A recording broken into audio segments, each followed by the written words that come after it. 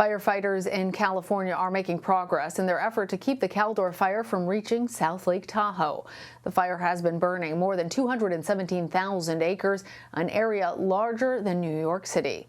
Fire officials say lighter winds are helping them to keep the fire at bay for now. As of Saturday morning, the Caldor Fire was 37% contained. Stuart Palley is a wildfire and climate photographer who just got back from covering the Caldor Fire. He's also the author of the book Terra Flamma, Wildfires at Night, which documents various wildfires around California. Stuart, thanks for being here. You were just covering the Caldor Fire near South Lake Tahoe. Tell us where exactly you were and what did you see? Good morning. Thanks for having me on. Well, the Caldor Fire has burned over 50 miles from just outside of Pollock Pines, obviously all the way to South Lake Tahoe. And the fire behavior that firefighters are seeing right now is unprecedented in their own words. Fire veterans of 30 years are saying they've never seen anything like this in their careers. We are in the midst of extreme drought. So even at night when firefighters typically can get ahead of the fire and cut fire line and help to fight the fire is still burning very actively at 2, 3 a.m.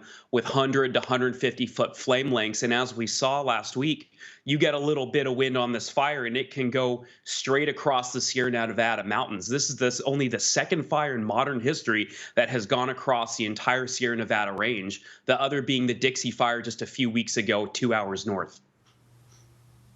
Stuart, one of the photos of yours that we were just showing our viewers, you could actually see the winds carrying those flames. I'm wondering what kind of precautions you need to take as you're getting close enough to shoot these fires like that. Well, the first priority when documenting wildfires is being safe and staying out of firefighters' way. Photos come second to that.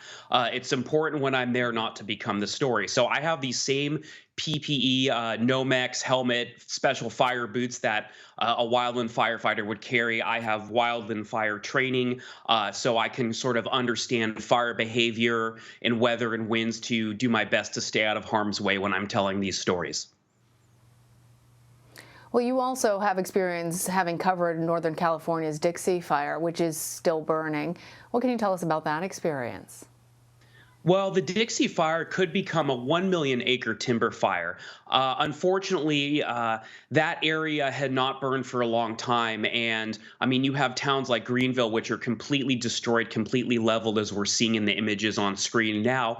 And the residents in this town are really hurting right now. I mean, so many people have lost their homes, and this is by no means a wealthy community. So we are seeing, everyday people, the people who work at the grocery store, who go out and do forestry work for us. I mean, firefighters are losing their homes. First responders are losing their homes. This is something that is affecting a lot of people in these mountain towns in their backyards. And again, the scale of the Dixie Fire, it's over 850,000 acres. This fire has burned 60 miles end to end. I mean, that's something like happening on the middle of Long Island in Ronkonkoma and then burning all the way to the middle of New Jersey. I mean, for those of my friends on the East Coast, the scale of these fires is almost unimaginable unless you're there. Inconceivable, yeah. Yeah, I wonder, Stuart, are each of these fires that you've covered different in its own way? Well, every fire sort of has its own character because it's burning in its own specific types of terrain.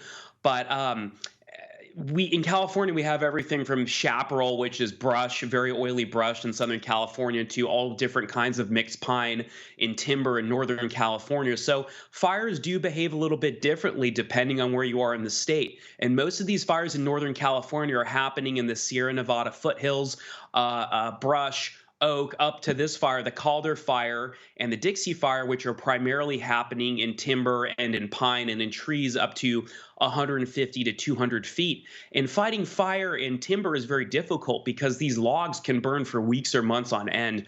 I don't think we're going to be seeing full containment, for example, at the Dixie Fire until it rains in the fall or the winter. What do you want people to know about these fires that they might not realize just from seeing these images?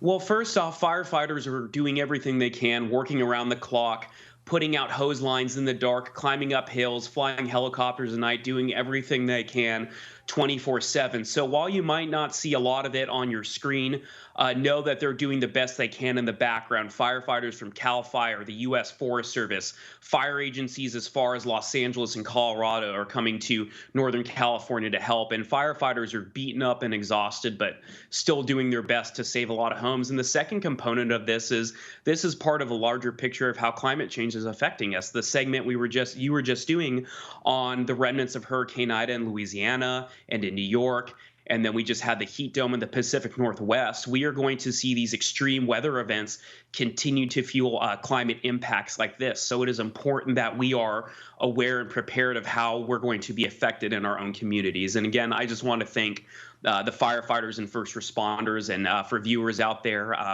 you can also support wildland firefighters and first responders by asking for better funding for fire agencies in the future. Stuart, your previous point about climate change is actually the focus of your book, Terra Flama, which I understand is part of a larger project that actually highlights the climate crisis and the effects that you've witnessed as a photographer documenting these fires. Tell us, what is the key takeaway in terms of what more we ought to be doing right now? Well, specific to wildland fire, there's two components. The first of which is we obviously have to reduce the amount of carbon we're putting into the atmosphere on a larger level. But on a fire-specific level, these fires are happening here and now. So we have to focus on fuels management, controlled burning, prescribed burning in the off-season, hiring more firefighters and fuels techs to do that burning in the off-season, better mental health support for our wildland firefighters who come home from weeks or months on the job and have to go back into the real world, and they don't have necessarily the support that they need. It's changing, certainly, but we need to pay, for example, our Forest Service firefighters better. Ultimately, in California, nobody can escape from this. Whether it's the smoke or the fire itself, we're all affected by it. So things we can do as civilians out here is create defensible space, harden our homes, clear brush if we're in a fire area, and make sure that we are engaged in the civic process with our politicians and leadership to make sure that we're doing things like fuels management, brush clearance, and that prescribed burning that we need to do, because all these ecosystems are designed to burn, and we've suppressed fires for nearly a century. And when you combine that with hotter and drier days, we get these fires. So we have to educate ourselves on the factors leading to this, to be an informed citizenry to take appropriate action. Well, thank you for being part of that educational process. Stuart Palley, thanks. Thank you for having me.